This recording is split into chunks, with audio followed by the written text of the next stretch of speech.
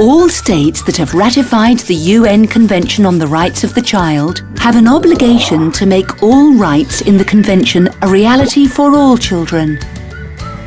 Quality public investment in children is necessary to realise children's rights. Evidence also shows that investing in children results in future generations of citizens who are healthier, better educated and more productive, and who contribute to sustainable development. In a new general comment, the UN Committee on the Rights of the Child provides guidance to states on how to invest public resources to realise all children's rights. The committee makes it clear that states must prioritise children in their budgets. To achieve this, the 4 general principles of the Convention should be at the centre of states' decision on investment in children. States must not discriminate against any child through their resource mobilisation, budget allocation or spending of public funds.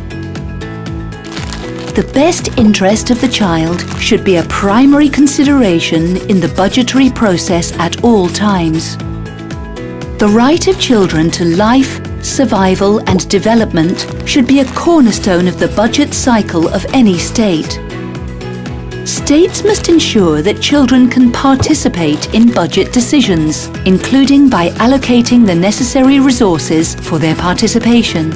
Did you know that during the process of drafting the General Comment, 2,700 children from around the world provided their opinions on how, when, and where to invest to make their rights a reality?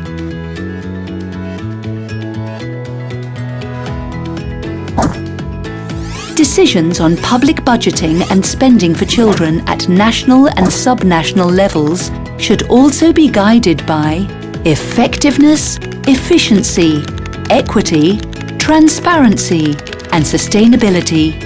The 4 general principles of the Convention and these standards of public budgeting should inform the 4 stages of the public budgeting processes. 1. Planning. 2. Enactment. 3. Implementation. And 4. Monitoring. Let's talk a bit more about each of these public budgeting standards. Effectiveness. States should ensure that budgets are planned, implemented and monitored through a results-based approach to achieve concrete progress.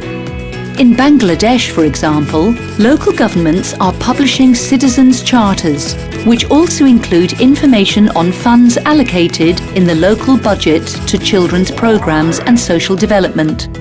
These charters are updated quarterly to reflect actual expenditure. Efficiency. Public resources should be managed to ensure maximum value on investment. States must prevent wasting of resources due to inefficiency and combat corrupt practices. In Rwanda, the government has expanded its fiscal space to increase investment in children, not only by improving efficiency and tax collection, but also by cracking down on corruption. These measures have contributed to increased social expenditures on health and social protection. Equity.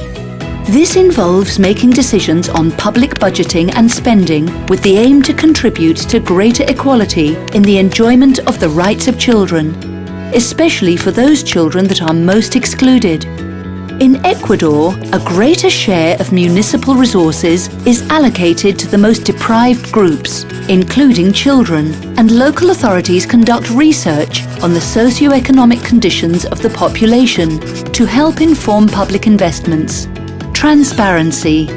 This refers to the right of adults and children to access timely and user-friendly budget information.